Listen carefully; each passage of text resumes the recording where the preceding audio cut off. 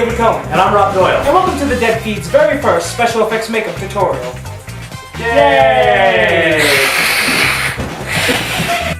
The first thing I want to do is describe the materials and the tools we're going to be using for this project. When you're doing a project like this, or any makeup project, it's really important you keep all your materials organized on one table so you know exactly where everything is and you can get to them quickly, because when you're working with stuff like liquid latex or Pros-Aid or Spirit Gum adhesive, it dries quickly, so you're going to need to grab the things you're going to be working with really quick. So keep everything organized and also keep everything very clean. First things first, standard makeup wedges. Of course, for a zombie movie, thick blood, which we'll also be using liquid blood as well, but I like the thick blood because it makes wounds really easily. Translucent setting powder for the makeup, a powder brush. Now the makeup I'm going to be using is I use Basic Ben Nye Highlight, Character Shadow, Bruise Wheel 1 that has a navy blue, a kind of burgundy, a purple, and this greenish color that when you put on the skin it kind of turns into a bruised yellow. And then also the second Bruise Wheel kit that has kind of a pinkish color and then like a muscular red, a brown, and a black. And then another range of brushes that we have all sorts here. We have our thick brush for putting bases on, our blending brush, some other small liner brushes and flat brushes. And then the one that I use probably most in this is my bruise brush, which is a regular kind of painter's brush that you just jab out into your hand. Spatula, I use a steel spatula. You can also get those things from Starbucks that I call SP 500s because they're from Starbucks and you steal them 500 at a time. They're just little wooden stir sticks for your coffee. Another important thing to have with you is paper towels for cleanup. And also, last but not least, 2 rubber sponges, stipple sponges. This is Lauren Miller. She's going to be our Dead Feed zombie today. The type of zombie that we're going to be doing is freshly dead, like just reanimated from the dead. So not a lot of decay or any 3D stuff yet. Alright, so the first thing we're going to do is we're going to take our Ben Nye Highlight and a makeup wedge and just get a really even coat to pale her out.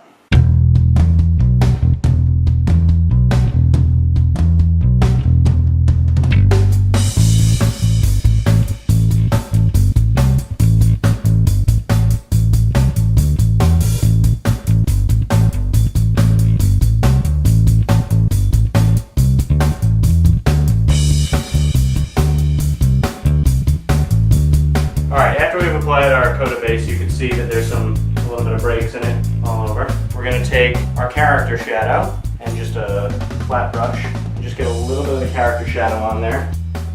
Do lines for the temples. Just a little bit. And again, this doesn't have to be perfect. This can be broken up as well. So the main things we're going to do are temples, the cheekbone, which if you find their cheekbone, Lauren's is about right here, go a little higher than you would if you were doing street makeup. Just give it that really sunken look.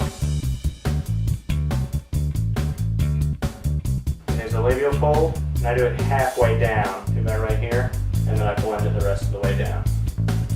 The nose. Pretty much what you're doing is just sinking in all the features.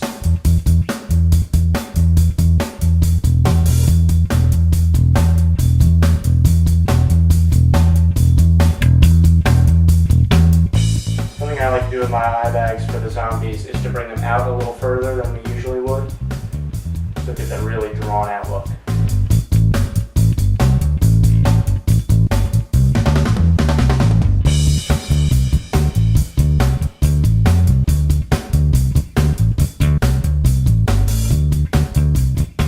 So after I'm done with the brown, before I even blend the brown, I'm going to go in and with the same brush, this Bruise Wheel, the one with the green and the purple, I'm going to take a little bit of that purple and just add some of that in on the lines that you've done. So it kind of mixes in those two colors, the brown with that purple. It gives it a good kind of dead shade.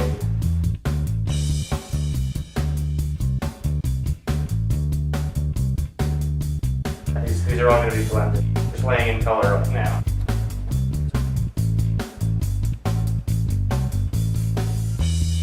Okay, good. So now that all your color is laid in for right now, you can go back and add stuff later if things don't even out. What I like to do is I take this little flat, it's like a chisel round brush, and just work all the color out before I blend it with a wedge.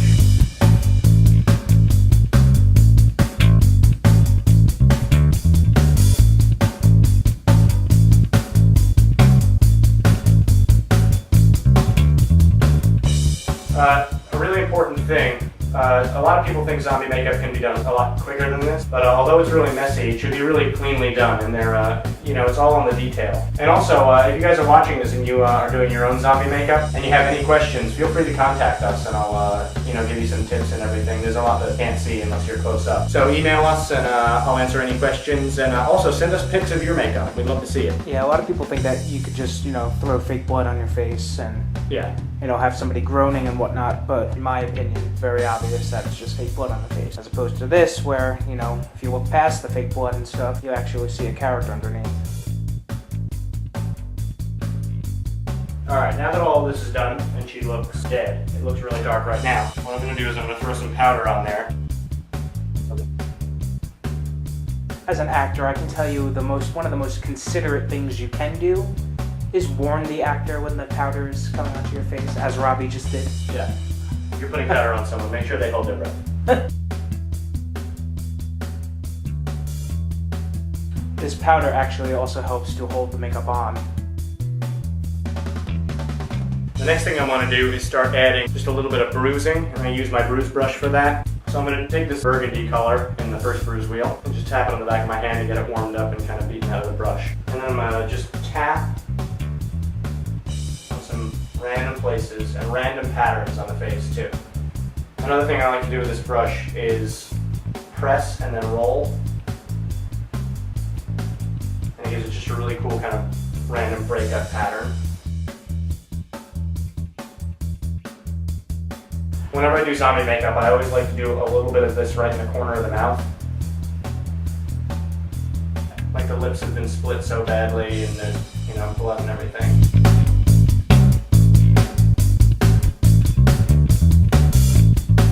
What you don't want to do is to make this just little spots, blended spots of color, because that's going to make it look like they just rubbed some makeup on their face.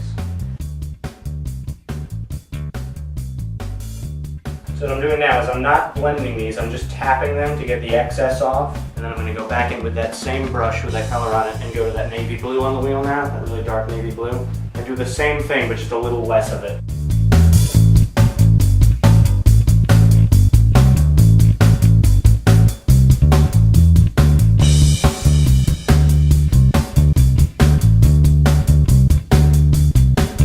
To finish that look, I'm going to go back in with that blue and put some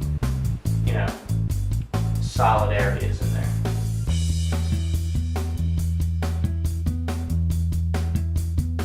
So, with a clean makeup wedge, I want to go in with that green color on that first wheel. Just tap a little bit on the corner, and it kind of gives it that look of a yellow bruise.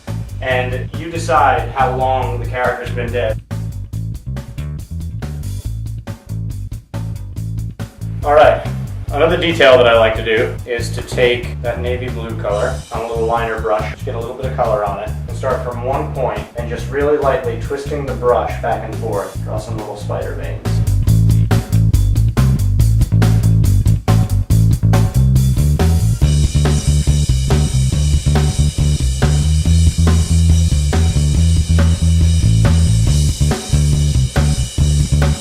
Finally, the last thing we do is we take our thick blood. I take that much and I just dab it around. Don't overdo it with the blood.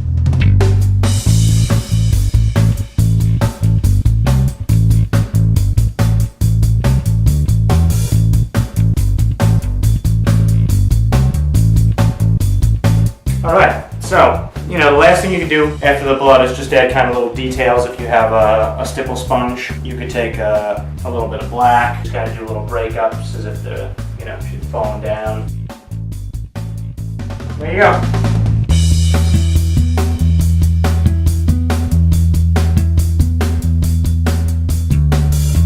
Thanks for watching. Oh.